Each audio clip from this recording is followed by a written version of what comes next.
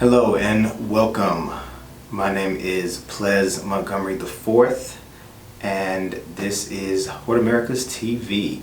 So I want to welcome you all to a new endeavor for Hort Americas. What we're going to be doing here on Hort Americas TV is talking about the wonderful collection of products that we are providing for the indoor controlled environment growing community, specifically into with hydroponics.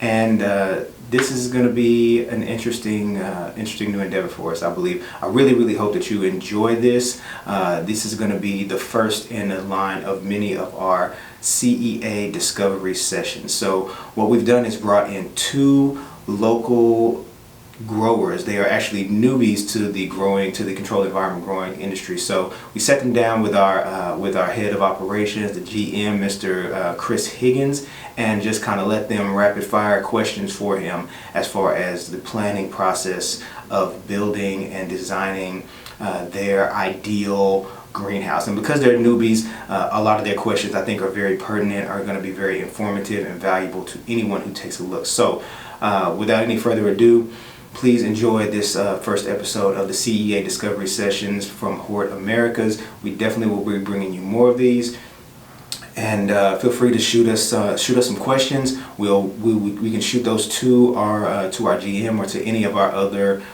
very knowledgeable, very informative team members. And contact me and let me know if you would like to sit down with Mr. Chris Higgins and in our next session. Thank you very much and enjoy.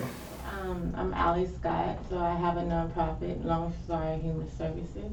It's a 501c3, and we're looking at developing an aeroponic vertical garden. Okay. In southern Dallas in District 8. Okay. And we own our land right out, 100%, no liens or anything. So I'm here to get more information about like LED lighting and which kind of be like the most effective when growing commercially. Okay. And a few more, and I have a few more questions. I have some notes. So, but mainly about the LED lighting and how much I can grow within like 20,000 square feet. Okay. All right. Yeah, and 8 feet the height. So. Yeah, my name's Anthony Boyd. My company, I'm a builder developer here in the South Dallas area, and myself and a partner of mine, Jerry Robinson, he owns a nonprofit, Urban Green University. Our goal or our plan is to build a greenhouse in the inner city, District 7, right outside of Fair Park. The greenhouse is going to be approximately 30 feet wide by 50 feet long. It's probably going to be about 12, maybe 15 feet tall in terms of the ceiling height. And what we're really interested in doing is being able to produce and grow essentially fruits or vegetables for that local kind of marketplace or that local neighborhood associated kind of in that general area. So. Okay. And one more time, the size of the greenhouse that you were looking at? Yeah, the size of the greenhouse is going to be 30 wide. Okay. By 50 long. Okay. And then height-wise, it's going to be a situation where because I can build and construct that structure however I need to, I'm very interested in finding out more about lighting and airflow and irrigation and things of that nature, because I want to try to be able to maximize, within the limited amount of space that I have, to be able to produce as much great, healthy, organic crops as possible. Okay. So let's do this then. Let's take some time and talk a little bit about the decisions that need to be made prior to building. Absolutely. Okay. So first thing that I always start with is, have you guys checked on your water source and water quality from that facility, from the land that you may be looking at building on? So let's start with you first, because you've had the land in the family. Mm-hmm. Has there been a water analysis or a water test done on what's available at that facility? No, there hasn't been. Okay, so the first thing that, well, let me jump over to you before I say anything. Have you guys done any looking at available I water? haven't done any water analysis, but water is supplied by the city of Dallas. So there's an existing water tap that I'll be able to tap into, and essentially I'll be able to run a main water line to the actual greenhouse itself, and then be able to connect up to whatever you recommend the best products to be able to irrigate and water the plants and provide the most and highest kind of nutrients possible. And is the land, because you said the land was unimproved, does your place have city water access as well? We are able to connect to the main source on Camp Wisdom. Okay. We just need to get through, I think, like a city. Process. Yeah. Yeah. Do you guys have a Process. well on We site? do. Okay. Yeah, we do. So everything that we're talking about in terms of eventually getting to healthy plants, everything starts, because whether we're talking aeroponics or we're talking hydroponics or anything in between, everything essentially starts with good water. Absolutely. So the one of the keys as you go through the developing process, what we want to look at is being able to have access to good water year round, consistently, and then have a certain amount of storage of that water in case something happens to, like a water main break, or electricity goes out, or something happens that limits the ability to get water. We want to have an abundance amount of water available to us. Now we're both looking at city properties, so the next thing usually we talk about is the access to easily available utilities. It sounds like that's going to be fairly easy for both of you as well. Yeah, so basically, in my situation, there used to be a house on this lot that was demolished by the city of Dallas, so now it's just vacant raw land. Ultimately, when I get to the point here shortly, within the next probably 3 months or less, when I start building the greenhouse, it'll be a situation where I can get Encore to run underground utilities or overhead utilities, however I need to have that kind of done. That wouldn't be an issue at all. Okay, all right, perfect. So we got two big things out of the way, water and electricity, Yeah. which are the big things we need to do. Other land improvement issues that would come is not as important to the growing side, so I'm going to try to stick with mainly things that affect growing. Okay. So the next thing I would say is let's kind of fast forward and talk about the plants that you guys plan on producing, and then if there is a plan, and then if not, how the systems that are selected might impact the types of plants we're growing. But then let's also talk a little bit about the volume of plants that are required for your project. So either of you can start. Do you have a list of plants that you plan on producing? For ourselves, it's for sure going to be lettuce. Okay. Of various types. It's also going to be spinach, kale. So we're trying to stay in the kind of leafy green space for right now. However, we would be open to recommendations depending upon how to maximize that space with the lighting and the irrigation and the airflow to try to maximize Okay. what it is that we're going to grow. But that's where we're trying to focus. And what about volume? Have you given any thoughts to how much volume you need for your project? We've kind of started the very kind of infancy stages of trying to figure out volume that we're going to produce. Some of the end users that we're going to try to kind of tap into would be the elementary and middle schools, being able to supply them with those vegetables that they need for part of their school lunches. We have some other folks that would want to partner with us who have relationships, existing relationships with school districts, hospitals that are in the general area that all buy something in terms of leafy greens from various sources. And so we would like to try to just get our foot into the door and then begin to produce the volume that we need to produce in order to sustain that. Okay, and how about you, crop type and volume? We're looking at kale, collard greens, mustard greens, different types of greens, and spinach. Okay. So we're going to highlight spinach as something we come back to later, because spinach is one of the more difficult ones to grow in the Texas climate. Wow. But we will highlight that as something that we come back to later.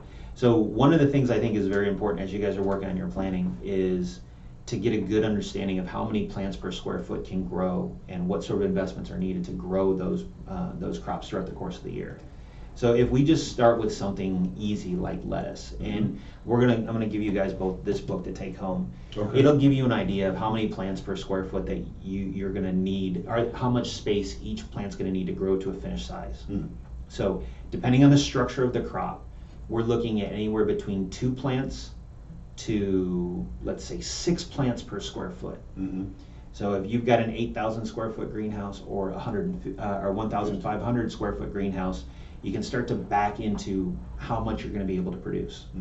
Right? In Texas, we're looking at an average production cycle throughout a 12-month period in a greenhouse of somewhere in the neighborhood of, at our best times, 35 days from seed to harvest. At our worst times, depending on the investments that have been made, upwards of 60 days from seed to harvest. So if you start to look at how those plants are going to move from seeding to maturity, we're going to have to look at budgeting how much space is used in that greenhouse in Texas, in an area where our climate changes very drastically. It can slow down or speed up our production cycles. Okay. So 1,500 square feet, again, everything you listed, it's going to fall within 2 to 6 plants per square foot. Okay. And that's finished space requirement. And same thing for you, the spinach, the greens and kales, where you're not doing you didn't mention lettuce. So the greens that you mentioned are probably going to be a little bit higher density. So we're going to probably look at 4 to 6 plants per square foot. And then we need to talk about at what stage we want to harvest those in to get a good idea of yield. And the reason I start here is we've had a lot of growers that we work with build a greenhouse, have some expectations of what is going to come out of that greenhouse, and then not build enough space to meet those expectations. Absolutely. And that really kind of feeds back into a different part of your business plan that we won't talk about here today, but how is the facility going to be funded, right? Not just how is it going to be built, but how is it going to run throughout the course of the year, because you're going to have a certain set of operational expenses, and those if we need to produce more product consistently throughout the course of the year, we may have to do something like installing LED lights, which will drive not only the capital cost up, but it'll also drive our operational cost up because we're going to be running more electricity to the facility. One thing, and I'm glad you brought this up. So before the construction of our greenhouse, we are for sure going to incorporate what you said, but more importantly, height. So we're even exploring the option of building somewhat of a 2-story greenhouse to be able to, take advantage of potentially grow racks or things of that nature on the wall at a higher, level. Obviously minimizing our overall, footprint, but being able to produce potentially more inside of the same space. So let's talk about that a little bit, just for a general budget approach.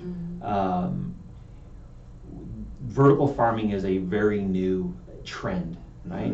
Vertical farming does work in certain scenarios. It doesn't work in every scenario. Right now, the scenario where it's very easy to prove a positive economic outcome is when you have extremely high plant densities and quick production cycles for a high value crop. So the easiest thing that we would use as an example there would be microgreens. And so you have a lot of plants in a small space that take 10 to 14 days to grow, in some cases 7 days to grow.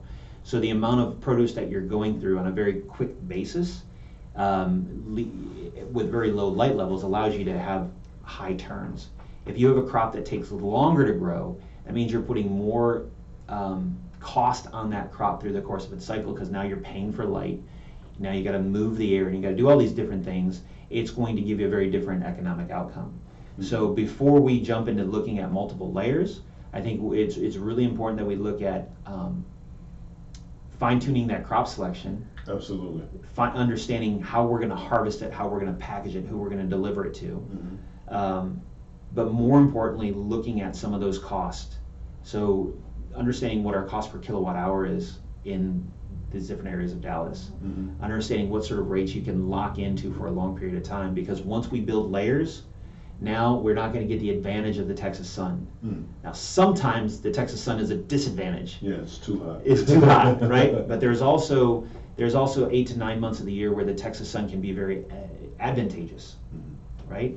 The other thing we have to look at as we build vertical structures is airflow. Mhm. So airflow is extremely important to managing pests within the crop, managing disease within the crop, and getting the plant to look like we want it to look, right? So once we start creating all this obstruction to move air around the plant, then we have to force air through those areas. Yes. And then the other thing we're going to do is we're going to be adding light, which means we're going to add electricity, which we're also going to means we're going to add heat. Mhm. So now we may have to look at a model where we're not only moving air, but we might have to be cooling that air because we're generating a bunch of extra heat in the greenhouse, Absolutely. which could lead to problems for us in the Texas summer. Yeah. For us, we're factoring that in for sure. Okay. From a standpoint where I have a master mechanical, which is HVAC.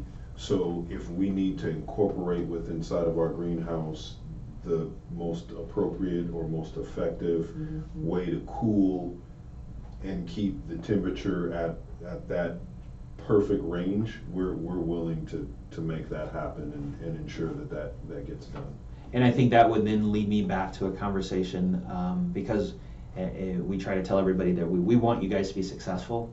And what I would lead me back to is, okay, let's make sure that if we put all that energy, literal energy into the crop in this case, that the economic outcome is what you expect. Absolutely. Right? For a farm like you have, where you have quite a bit of land that's undeveloped, it probably makes more sense not to grow up, but to grow out. Because once you make the initial investment for water storage, water collection, heating, building more greenhouse square footage is actually fairly inexpensive.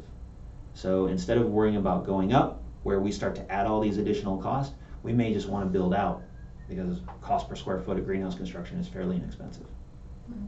So that might be a better play for you, where you may have limitations in terms of the size of your lot. Yeah.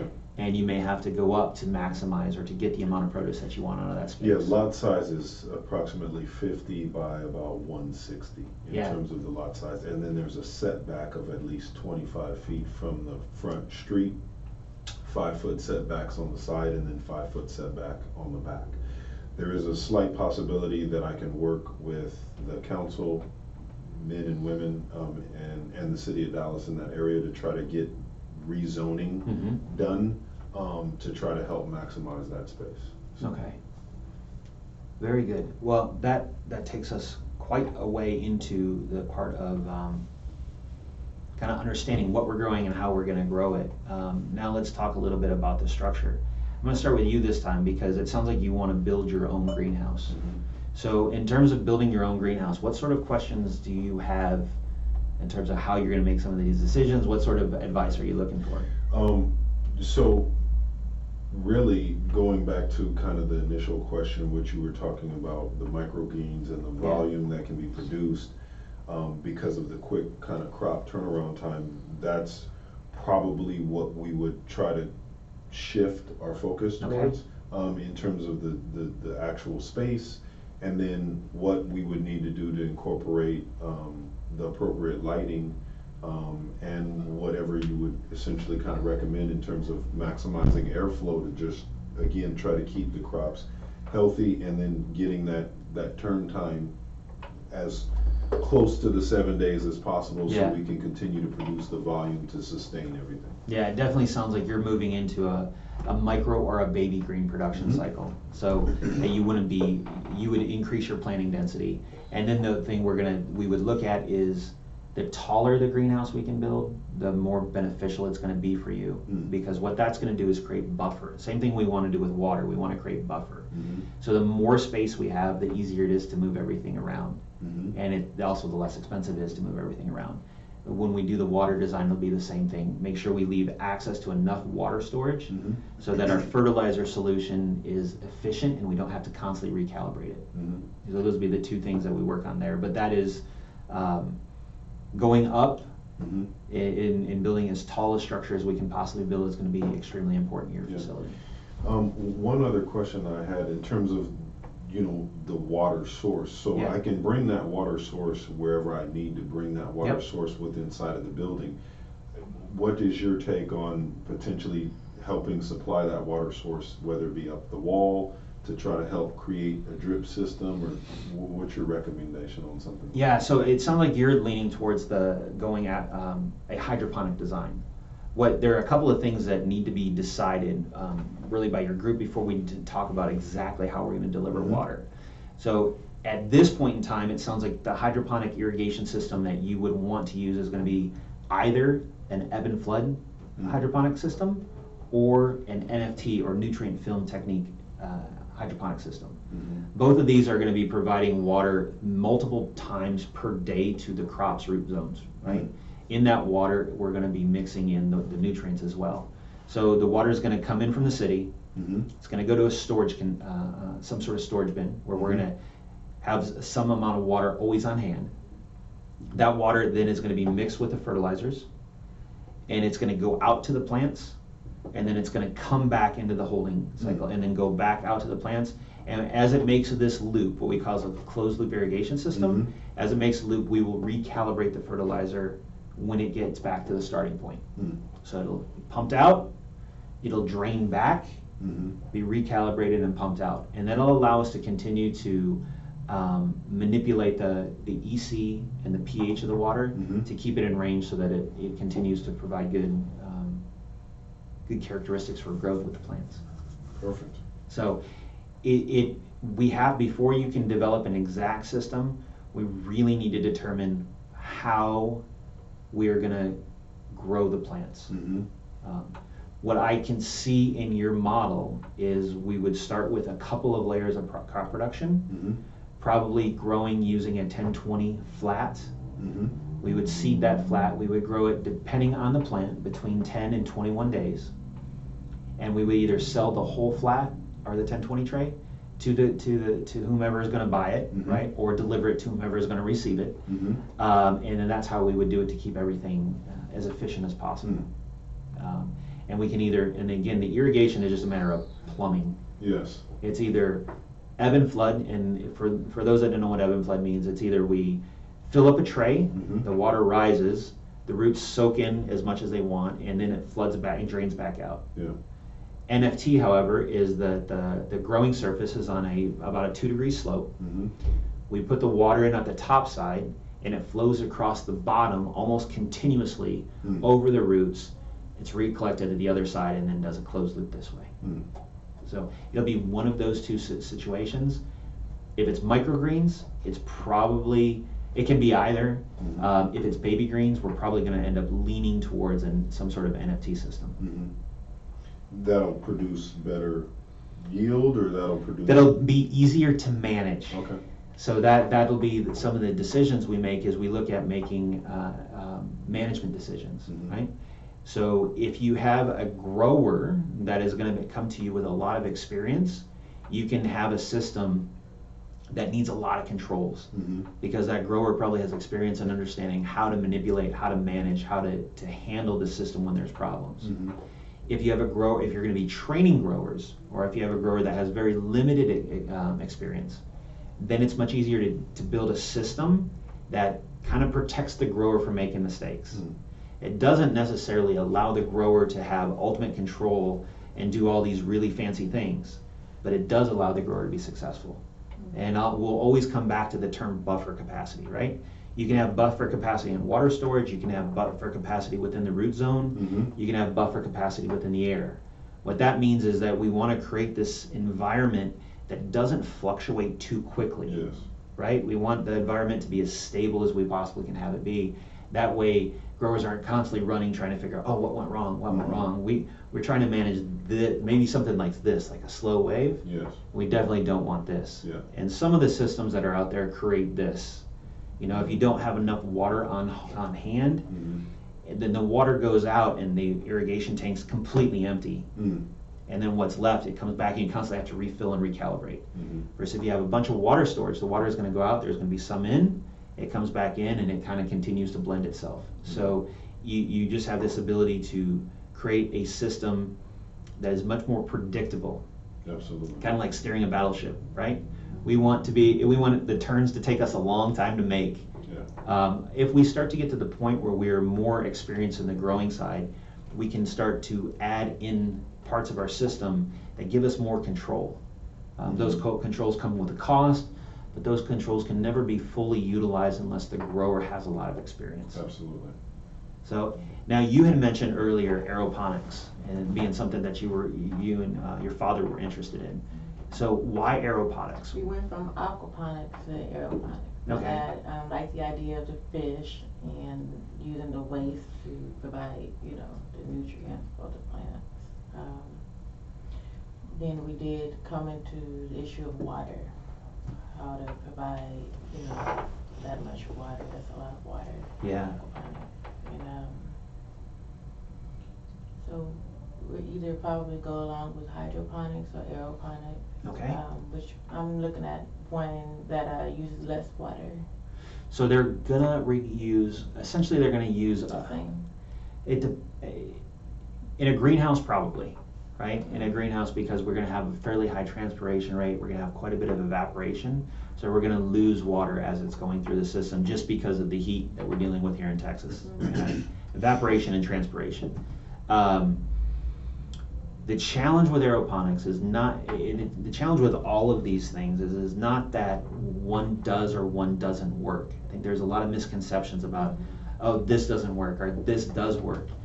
It's about how is it, as a grower or as a person managing the facility, how easy is it to manage? And so the challenge we have with aeroponics in a commercial system is that we're relying on all these little nozzles, right, to create a fine mist over the root system. It can grow a very beautiful plant. I've seen it done quite a few times.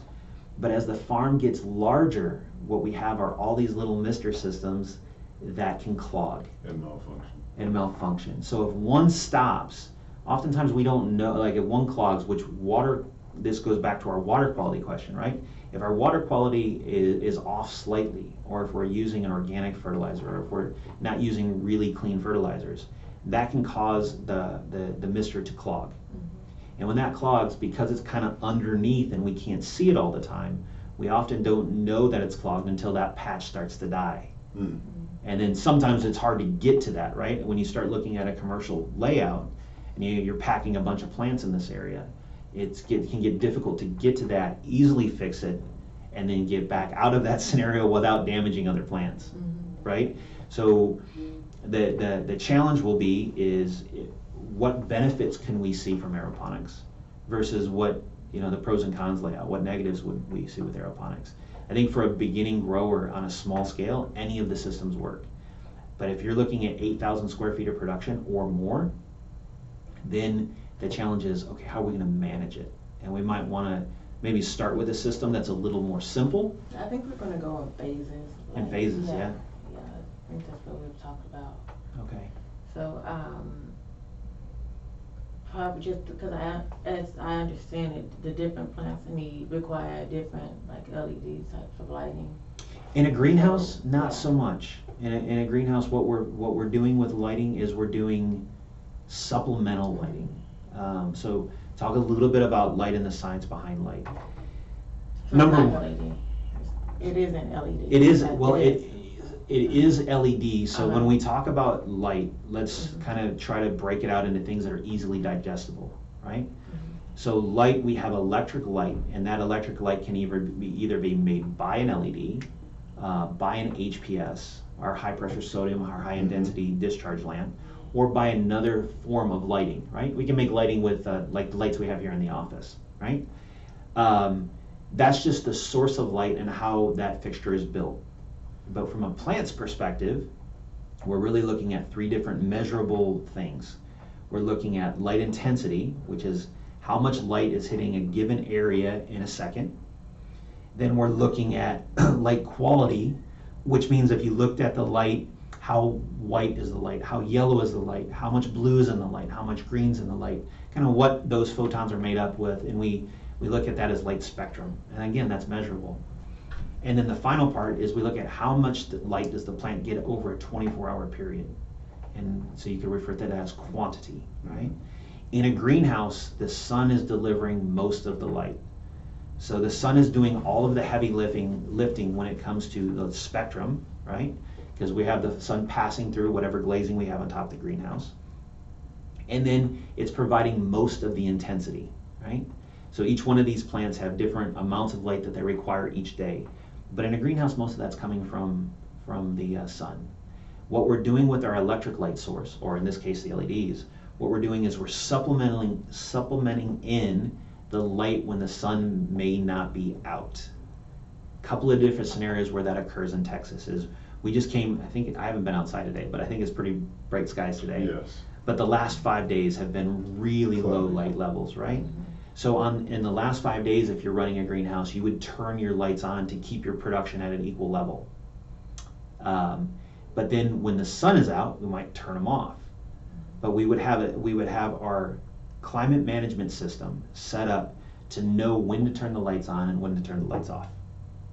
The other time we might need the lights in Texas would be in the summertime. Because in the summertime our sun carries with it a lot of heat. And so we're going to have to do something to manage and mitigate that heat level. And what we'll often do is we'll add shading to the top of the greenhouse, or we'll pull shade on the inside of the greenhouse. And that'll just lower the temperature by simply blocking out a certain amount of light. The problem is in Texas we end up blocking out so much light, we end up becoming deficient in grow light.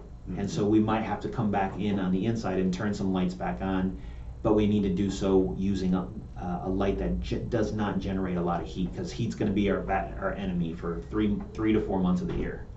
So there's 2 scenarios. In the wintertime, when the sun, we're either dealing with storms, cloudy days, or shorter days, and in the summertime when we're having to shade the facility. But because we are working with supplemental light, meaning the sun's still giving us the majority of our light, we're just going to be adding in smaller amounts. Different than if we were in a warehouse where the LED would be providing 100% of our light. We could do that with solar panels, right? We can do it with some. You have a farm, you have the opportunity with your farm to actually do it fairly well, because 8,000 square feet on 11 acres gives you a lot of land to lay down the solar panels and then use that to power the lights. He's in a situation where solar panels would be very difficult because you're going to run out of land. The solar panels I'm not even sure we could get enough solar panels on the roof, but now we're blocking off all of our light. Yeah. So some cases yes, some cases no. You have a situation where solar might be a pretty good option because it's reliable, especially here in Texas. Yes. So what is the other option, if not a greenhouse, then just like a regular warehouse? Like a regular warehouse, yeah. And that is something that you can look at a wide variety of ways. Expenses though, because of the amount of LED. The amount of light that you have to put in, the amount of cooling, you decide your cooling system, and then just simply the construction of the building. Building a greenhouse is usually far less expensive than building a warehouse. Warehouses do have some advantages though, right? Because a warehouse, it's kind of like Groundhog Day, the old Bill Murray movie, right? You wake up, and in theory, if you built the right warehouse, every day is exactly the same. Exactly. So it becomes very predictable. But that predictability comes with cost. So then you have to look back at your business plan and see, okay, how do we weigh these two out? Just take a quick break. Ples, are we getting everything? Yeah. Okay. Do we have any other? Great. I think for you, one of the best things we're going to be able to do, I'm going to give you one of these books, but this is a book that we wrote. You wrote this? Tyler Barris, who was one of the Hort Americas employees, Okay. actually wrote this. I was one of the editors. Oh, wow. But this book was based on our experience in our demonstration greenhouse over the course of a few years, right? Where was that at? That was in North Dallas. Okay. So we now also have a partnership with the State Fair of Texas, Yeah. where we're helping them to run their Big Tex urban farms year round. Nice. So a lot of what we are talking about here, we can go see in practice. Yeah. But inside the book, one of the things we did, I know where the basil section is really quick after reading it, but one of the things we did is we collected data. And so what you'll be able to do is you'll be able to see like what some of the set points are in terms of air temperature, humidity, water temperature that we've grown in versus what might be recommended by other people. And there's quite a few different scenarios like that. And so if you're going to be designing your own building, there's a couple of different ways we can do this. You guys can design it from scratch because you guys have the capabilities to do that. And what we can do is we can say, okay, once we clearly outline the plants that you want to grow, we can come back and say your temperature and humidity need to hit this, right? Your light levels need to be this. So once we put all of this in there, can that building withstand those climate ranges? Right? That's one way we can do it because you've got the skills needed to build the facility and you guys have a certain vision that you want to go with. That's actually a pretty easy way for us to go about continuing to help you get that project online. For sure. Because it's really just a matter of creating a certain set points that the plants are going to be happy growing in. You know, our biggest problem in Texas, I'll continue to repeat it, is going to be the heat. Is the heat, All of these plants, the majority of these plants really like relatively cooler temperatures. Exactly. And especially lettuce. I mean, think about where it's grown really well, like on the coast of California, in the wintertime in the desert, right? Fairly cool growing conditions. Here we have heat and humidity, like the plant's biggest enemies. and so it becomes a little bit more difficult to do that, and we can trap that heat in that greenhouse. But if you have the way to remove it and hit these set points, it's not a problem. Not only do I have the way to remove it through the HVAC system, but I also have a way to keep the actual structure cool because of the insulation, foam insulation, spray insulation, and everything. I could take you to one of my houses now, the heat or the air's not even on, and the temperature stays relatively kind of flatline. It actually seems like for you, we've actually kind of moved from a greenhouse to a new structure. Yeah, probably move away from a greenhouse because of the distances that you want to grow. The sun's not going to be all that beneficial to you except for the top layer. And it may be that we look at a different type of building, right? Especially since you have the ability to build your own structure. I can completely see that becoming a non-greenhouse facility. Yeah, but I just like the name greenhouse. There you go. We can call it a greenhouse. Because I want the kids to be able to, oh wow, this is what a greenhouse looks like. I don't want them to say, hey, come to the warehouse. They want warehouse. Why are we going to the warehouse? It's kind of funny. In Japan, they use it. It goes 100% against where the Americans are going. But in the Japanese, they love the term plant factory. Meaning that they have this building. It's clean, predictable, safe food. And the translation comes out to be plant factory, and they do what they call a plant factory with sunlight or a plant factory without sunlight. A plant factory with sunlight is just a traditional greenhouse. But they want their food to be grown in a way that's clean and consistent. Absolutely. And safe. And that's might be something that you can adapt as well. Plant factory, I'm all for that. Because the air quality, water quality, sanitation, else, all that stuff is not getting any better. Are there particular plants that you would recommend to kind of grow together? Because when I say work in phases, I mean like maybe like in the first phase, just plants that require about the same lighting, the same. Definitely. You know. Definitely. The one plant that you guys both mentioned, if you go the route of doing a highly controlled facility, spinach is less of an issue for you. But you mentioned plants that are all going to work well together. The greens, the kale, those are going to play well together. Okay. The spinach is not. Right. The spinach is going to have different requirements, right? Okay. So the spinach might be something that you do separately, or that you build up to. Probably not something you want to start with. Right. We want it to be easier to manage. Right. And spinach, we're learning as an industry. We're learning a lot about spinach. We can do baby spinach. We can do some different things that help us not have some of the problems that are going to occur with a crop that's hard to produce year round, like spinach. Because the problems usually happen towards the end of the production cycle. With all of the crops that we're talking about, when you get problems, you don't normally get problems in the first few weeks.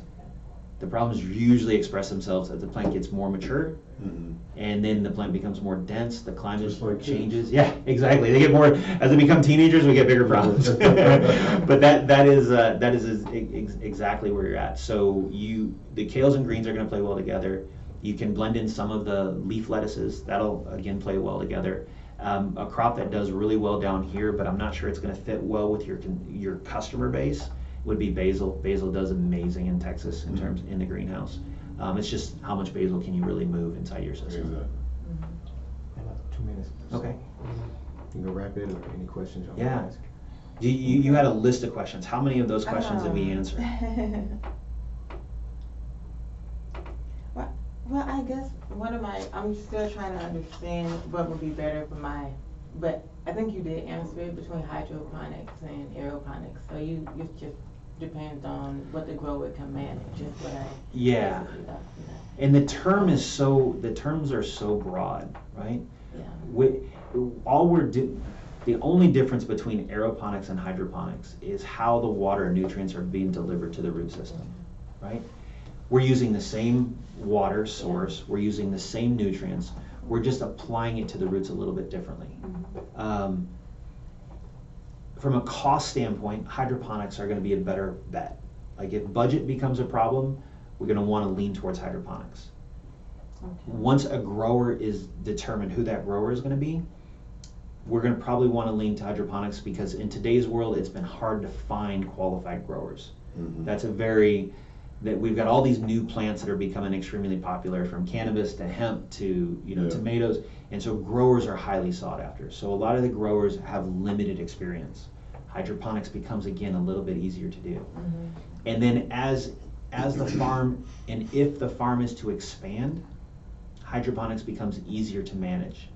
But remember, inside the term hydroponics, we have multiple different irrigation systems that qualify.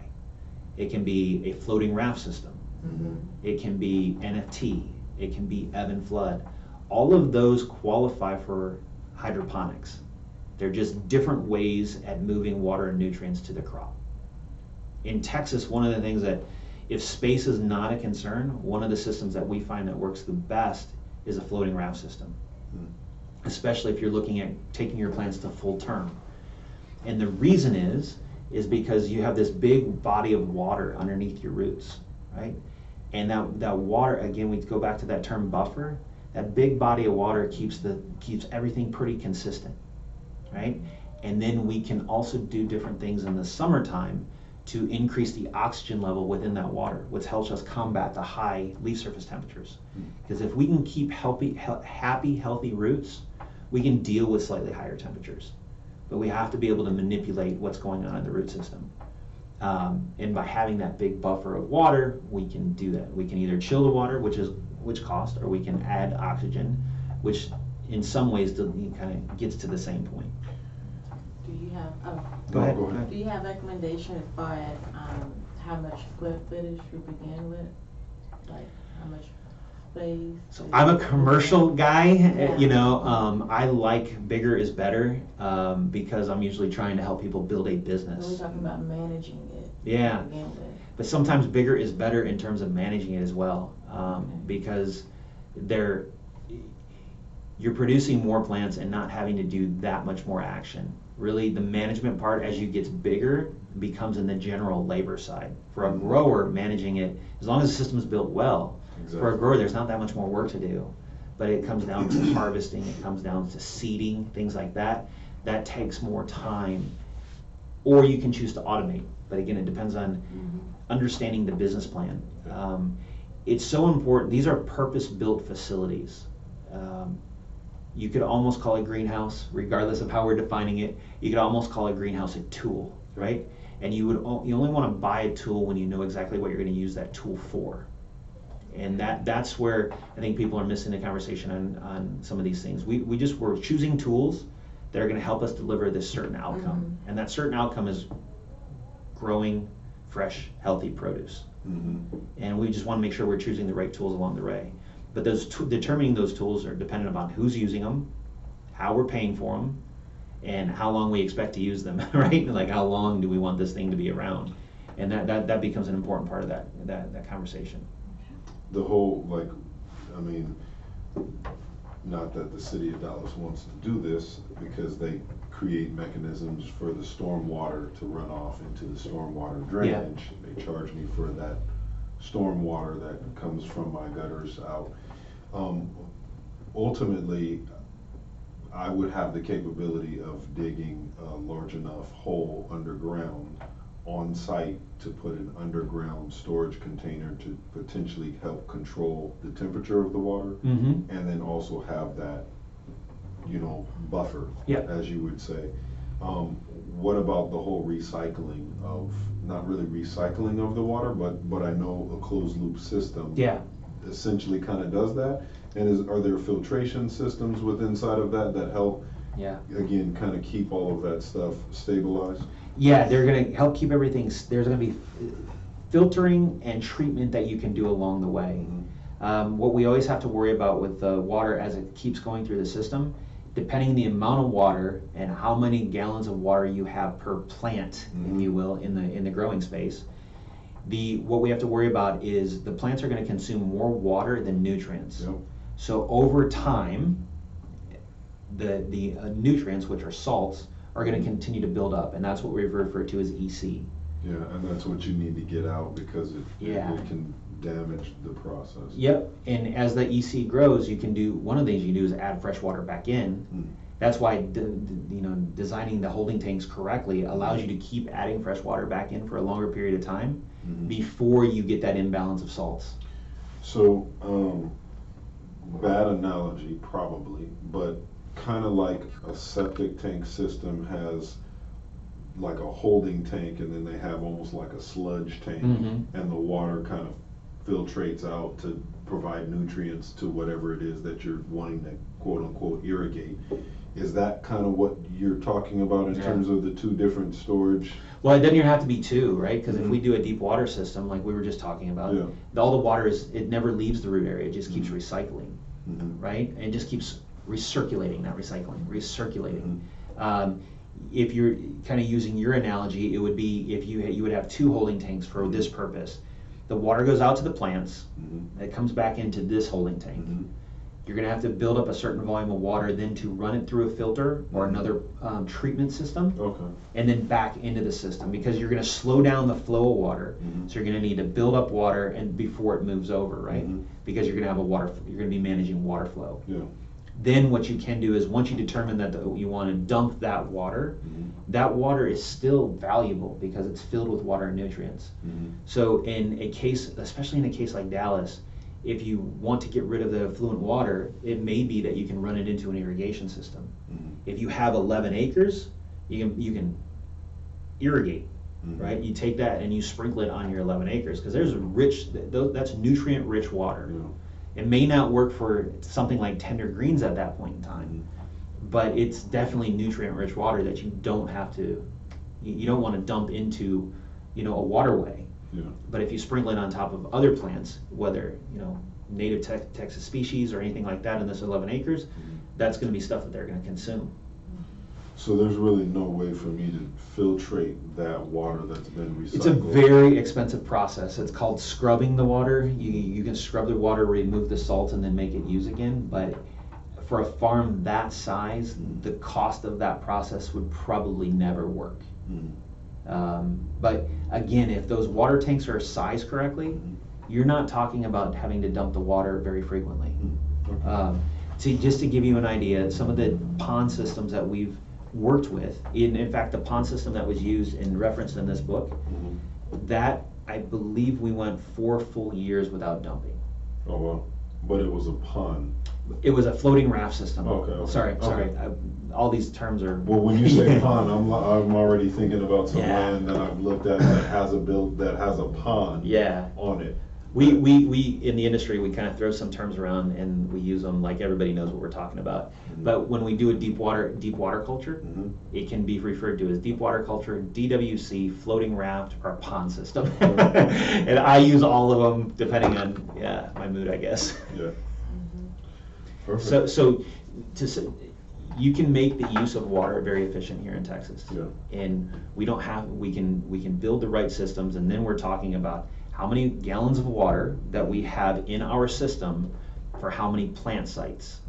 This system that you guys looked at out here with the grow rack, I believe that system has 40 gallons of water. And that's not bad at all. That's a really small system, right? Like a water heater. Yeah, the problem is that if you have too many plants in there and we leave on Friday, you come back on Monday and the plants have used all that water. Mhm. So really, that's where it becomes. I've had a lot of people say we want to build this, but nobody wants to work on the weekends. Well, if the water reservoirs aren't sized correctly, you can't go 3 days without having somebody in there refilling the tanks. Yeah. If they're sized correctly, then your employee may only have to check the water once a week, Mhm. right? Or we can put float valves on them so they're automatically refilling and all those sorts of things. That's what I was just about to say. But if you run through all your water nutrients and then we're only refilling back in with fresh water, Mhm. now we have to make sure that their fertilizers are being recalibrated. Mhm. So the sizing of those tanks goes into so many different actions that an employee has to take that can either be time consuming or costly. Yeah.